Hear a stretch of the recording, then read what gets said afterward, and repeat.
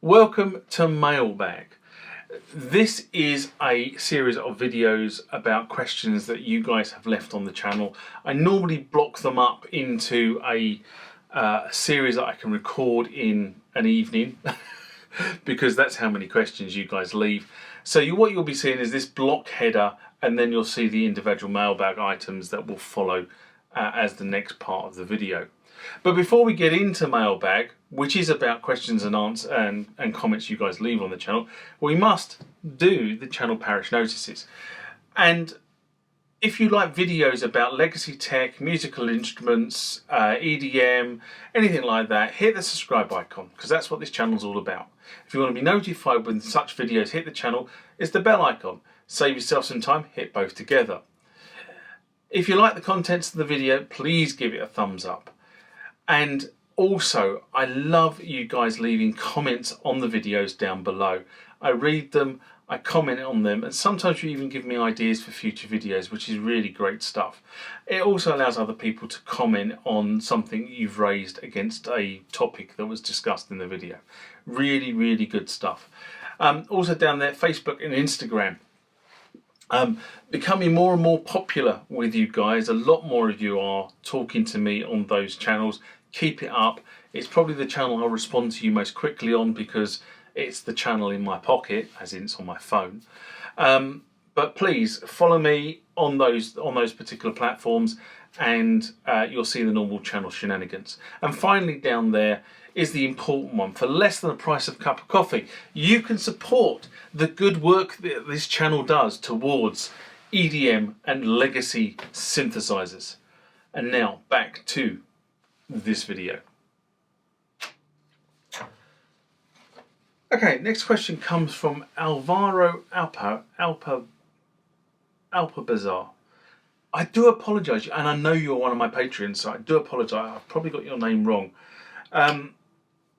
But this was in the response to the video I did, to drive or not to drive. Is that a question? An SMR I did in March 2021.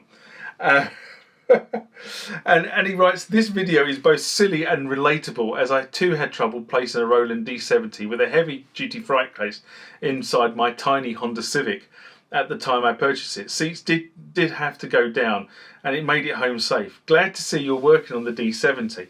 As long as you have public transport nearby, you should be golden, although I will make you go and get an A80 at some point to teach me how to split the keyboard properly. And that is an anvil with keys. Keep making great content, but I also go outdoors and keep the mind healthy and balanced. Oh God, the keyboards. I mean, to be honest, the keyboards are too valuable and rare to use anything other than good quality hard cases. And you know, guys, I did a piece on cases a long time ago about hard cases, and okay, this is me. This is kind of the anal piece about collecting instruments, in that I don't have any instrument that I own that doesn't have a case of some description. Okay, based on the size of the instrument and what they are, they have a case. Now, I have, for every synthesizer I own, I have either the case it came with, and that can be the sort of the old style wooden case that's coated with the sort of the black leopard skin vinyl stuff and some heavy duty corners on it, and the fluffy, I don't know what it is, furry type stuff inside. Most people will have seen those over the years. But I am a big advocate of hard cases, and anything that's come like this SY77, when this arrived. This didn't arrive with a case, it literally arrived. And I bought a case for it, which is a proper aluminium hard case for it, which has got foam all around it, foam at the bottom, foam at the sides, etc. Just because you invest a lot of money in this stuff, and having cases, good quality cases, is important, because you never know when this stuff is going to get dropped. As you know, my circumstances are, I can't have very much equipment here at any point in time because I share this place. So, you know, I'm moving stuff backwards and forwards to storage. based on when I need it and when I want it, and therefore, it is getting dropped in and out of transport, and it is getting moved in and out of the goldfish bowl, or it's getting put in here so I can repair it or do whatever it happens to be. So having a hard case for me is just an anal thing. And yes, they are expensive. Well, they can be expensive, I guess, depending on what type of case you go for. But I always go for a case that will snugly house the synthesizer, and then also has a sort of 120 mil space in it, effectively for putting the spares for the keyboard. So that can be an IC cable, cards if you want cards to be with it, damping pedals, that sort of stuff. That can all go in the case as well, and therefore that when you take that case out, it has everything in it to make that synthesizer work. I put the other thing about quality, of course, it comes with size and weight, and that's true. I mean, the A80 in its keyboard case, or the Korg T1 in its keyboard case, weighs a ton. I can't move that on my own. Well, I can, but I'll put my back out. So I always go with somebody when I want one of those keyboards brought back here. I always go with somebody else to help me get it. I mean, down at the storage unit, it's not too bad because they have trolleys. But it's manoeuvring it into the car and moving it out of the car and into the goldfish bowl. They're the areas where I'm going to put my back out and probably take half the paint off the walls and the wallpaper and what have you. I also wrote here the A80 back in the day. There was a comment on one of the magazines, I think it was, about reviewing the A80, and the comment went along the lines of, it takes 2 well-built roadies to move without a case. It takes 3 well-built roadies to move it with a case. Brilliant. Anyway, I'll leave you with that one. The next one comes from Sean Curran.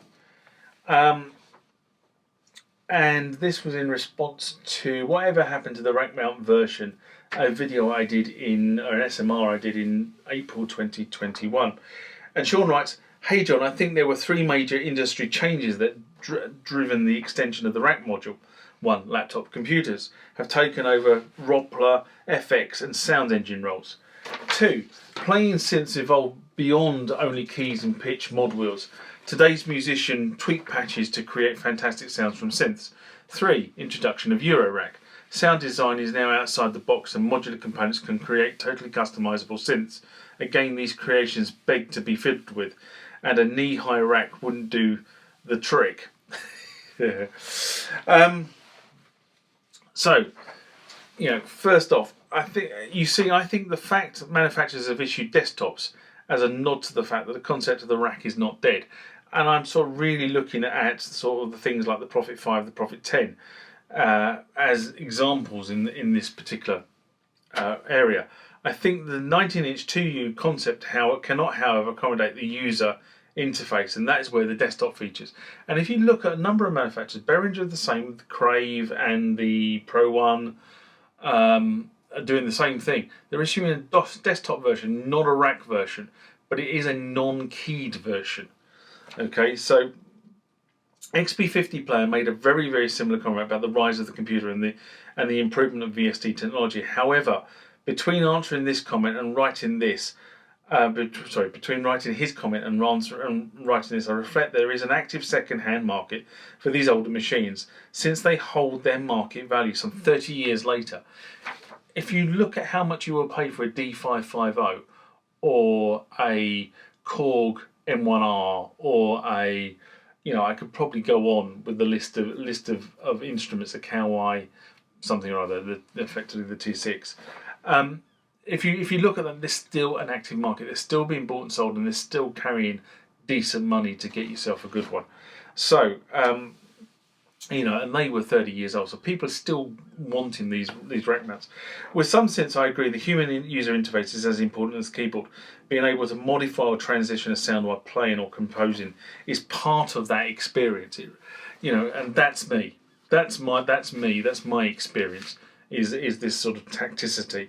I really can't comment on the Eurorack scene because I really have no idea about the Eurorack scene. I sort of think about, quite often I think about, am I going to go and buy some rack modules? And then I just think, with everything else I've got in terms of my synth collection and everything else that's going on, I just don't have enough time to immerse myself in Eurorack. But I can see how, taking it out of a custom thing to go into a custom thingamy to make a sound and then passing that through a filter, and I can see that being really. I mean, I think it's a really great way to cut yourself in terms of how synthesis really works. But then every time you want the sound, you've got to remember where you plug the banana cable to. I've watched a bunch of YouTube documentaries on this, and maybe it's something I consider in the future. But reality is not at the moment.